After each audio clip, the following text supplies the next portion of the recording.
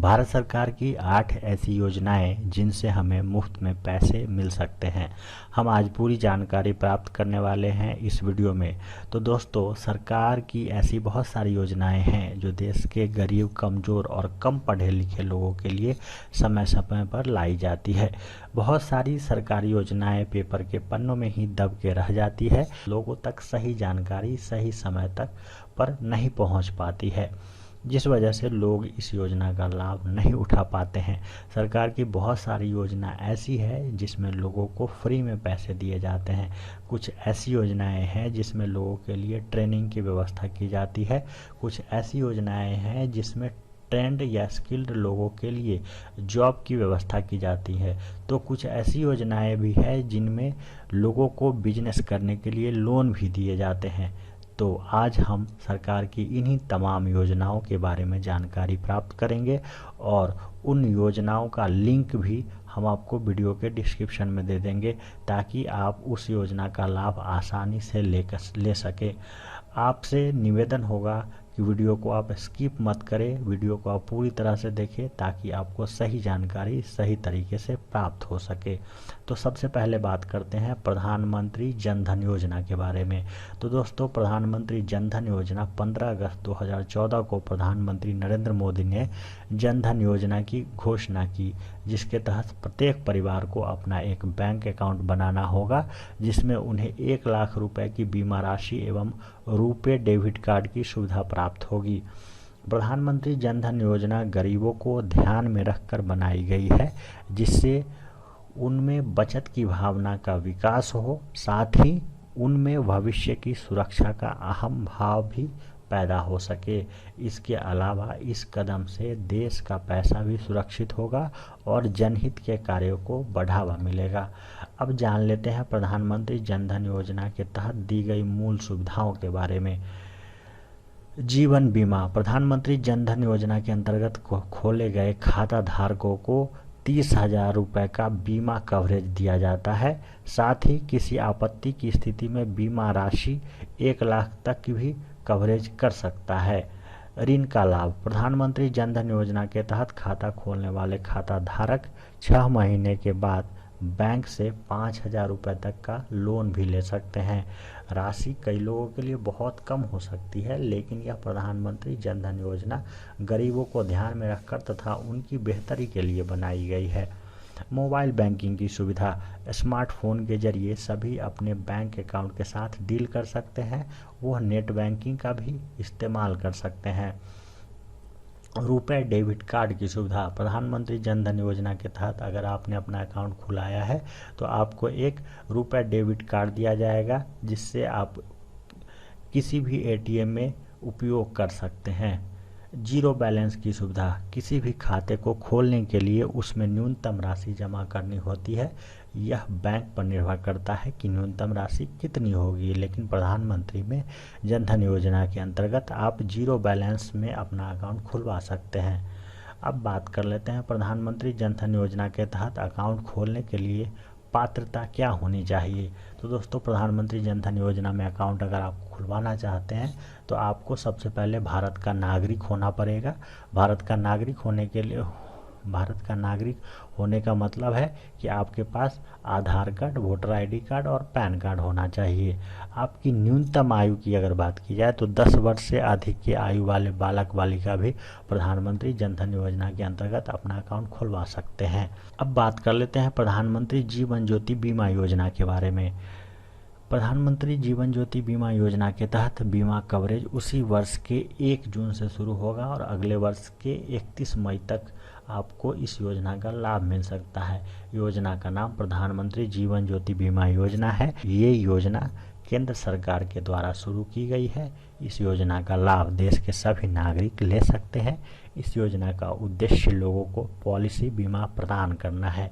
देश के वैसे लोग जो अपने परिवार को अपने जाने के बाद भी सामाजिक सुरक्षा प्रदान करना चाहते हैं, उनके लिए यह बहुत ही अच्छी योजना है।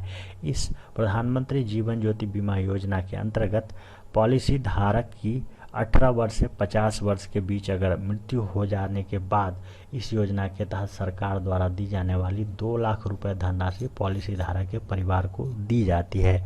जिससे वह अच्छे से अपना जीवन व्यतीत कर सकते हैं। अब बात कर लेते हैं प्रधानमंत्री सुरक्षा बीमा योजना के बारे में। प्रधानमंत्री सुरक्षा बीमा योजना एक दुर्घटना बीमा पॉलिसी है जिसके तहत दुर्घटना के समय मृत्यु अथवा अपंग होने पर बीमा की राशि के लिए क्लेम किया जा सकता है। प्रधानमंत्री सुरक्षा बीमा योजना 1 साल तक वैलिड रहेगी, जिससे प्रति वर्ष आपको रिन्यू कराना होगा। प्रधानमंत्री सुरक्षा बीमा योजना के तहत मृत्यु एवं पूर्णतः विकलांग होने पर 2 लाख रुपए एवं आंशिक तौर पर अपंग होने पर 1 लाख रुपए बीमा राशि के रूप में आपको दी जाती है। प्रधानमंत्री सुरक्षा बीमा योजना से 18 से 70 वर्ष का व्यक्ति जुड़ सकता है। प्रधानमंत्री सुरक्षा बीमा योजना से जुड़ने पर 12 रुपये प्रति वर्ष की राशि प्रीमियम के तौर पर आपको देनी होती है। तो जान लेते हैं प्रधानमंत्री सुरक्षा बीमा योजना के लिए लाभ कौन कौन से व्यक्ति ले सकते हैं। प्रधानमंत्री सुरक्षा बीमा योजना के तहत 18 से 70 वर्ष का हर वो व्यक्ति जो भारत का नागरिक है इसका लाभ ले सकता है।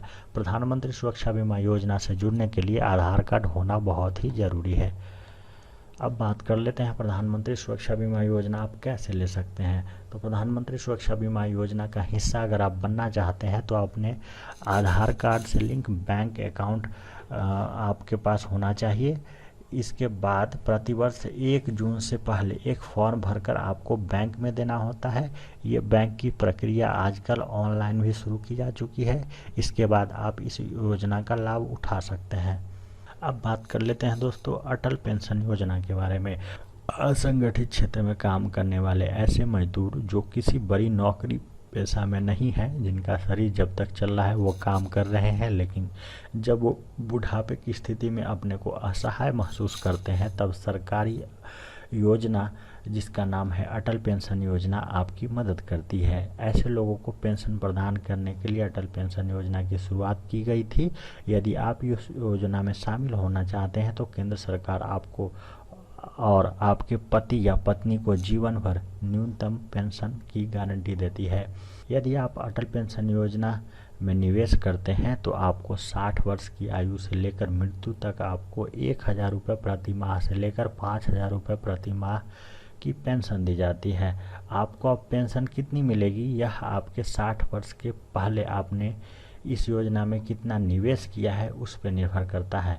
अब बात कर लेते हैं प्रधानमंत्री मुद्रा योजना के बारे में। केंद्र सरकार द्वारा देश के छोटे तथा मध्यम आकार के उद्योग धंधों के लिए उनकी फाइनेंशियल आवश्यकताओं को पूरा करने के उद्देश्य से प्रधानमंत्री मुद्रा योजना की शुरुआत की गई थी। इस योजना के तहत उद्यमियों को व्यवसाय शुरू करने के लिए छोटी रकम का लोन दिया जाता है। प्रधानमंत्री मुद्रा योजना का मुख्य उद्देश्य यह है कि जो व्यक्ति खुद का कारोबार शुरू करना चाहता है लेकिन पैसों के अभाव में वह ऐसा नहीं कर पा रहा है, तो इस योजना के तहत उन्हें खुद का कारोबार शुरू करने में मदद के लिए कुछ राशि दी जाती है लोन के तौर पर। इस योजना के तहत जब लोगों को आसानी से लोन मिलेगा तो अधिक से अधिक संख्या में लोग स्वरोजगार के लिए प्रेरित होगी। ये सरकार की नीति है। अब बात करते हैं कि आपको मुद्रा योजना के तहत लोन कैसे मिल सकता है। मुद्रा योजना के तहत आप 3 तरह के लोन ले सकते हैं। सबसे पहला शिशु लोन। शिशु लोन के तहत आपको 50,000 रुपये तक का लोन दिया जाता है। दूसरा है किशोर लोन। किशोर लोन के तहत आपको 50,000 से लेकर 5 लाख रुपए तक का लोन दिया जाता है। तीसरा है तरुण लोन। तरुण लोन के तहत आपको 5 लाख रुपए से लेकर 20 लाख रुपए तक का लोन दिया जाता है। मुद्रा लोन हेतु जरूरी डॉक्यूमेंट के बारे में अगर हम बात करें तो आपके पास पैन कार्ड, आधार कार्ड, जाति प्रमाण पत्र, आपके व्यवसाय की प्रोजेक्ट रिपोर्ट, बैंक स्टेटमेंट तथा 2 फोटो आपको लगेंगे। मुद्रा योजना के लाभ के बारे में अगर हम बात करें तो इस योजना के तहत लोन बिना किसी गारंटी के दिया जाता है। इसमें किसी भी प्रकार का कोई लोन प्रोसेसिंग चार्ज नहीं लगता है। इसमें लोन चुकाने की अवधि 5 साल के लिए बढ़ाया गया है। मुद्रा योजना में अगर हम ब्याज की बात करें तो ये 9% से लेकर 12% तक के बीच का हो सकता है। अब बात कर लेते हैं भारत सरकार के स्टैंड अप इंडिया योजना के बारे में। स्टैंड अप इंडिया योजना की स्थापना 5 अप्रैल 2016 को आर्थिक सशक्तिकरण और रोजगार सृजन के लिए जमीनी स्तर पर उद्यमिता को प्रोत्साहित करने के लक्ष्य के साथ की गई थी। स्टैंड अप इंडिया योजना के तहत 10 लाख से लेकर अधिकतम 1 करोड़ तक का लोन प्रदान किया जाता है। इस योजना का उद्देश्य है कि हमारे देश का अनुसूचित जाति, अनुसूचित जनजाति और महिला वर्ग के कारोबारियों को वित्तीय सहायता प्रदान किया जा सके। स्टैंड अप इंडिया के तहत योजना के तहत आवेदक को लोन का आवेदन करने के लिए एससी या एसटी या महिला उद्यमी होना चाहिए और भारत का निवासी होना जरूरी है। आवेदक की उम्र सीमा कम से कम 18 साल से अधिक होनी चाहिए। सरकार की यह लोन योजना केवल ग्रीन फील्ड प्रोजेक्ट के लिए ही उपलब्ध है, मतलब जो लोन ले रहा है लाभार्थी उसका व्यापार नया नहीं होना चाहिए। लाभार्थी को यह लोन केवल निर्माण, सेवाओं या व्यापार के क्षेत्र में ही प्रदान किया जाता है। लाभार्थी को किसी भी बैंक या वित्तीय संस्थान के द्वारा अगर दोषी करार दिया गया है तो उनको ये लोन नहीं मिल सकता है।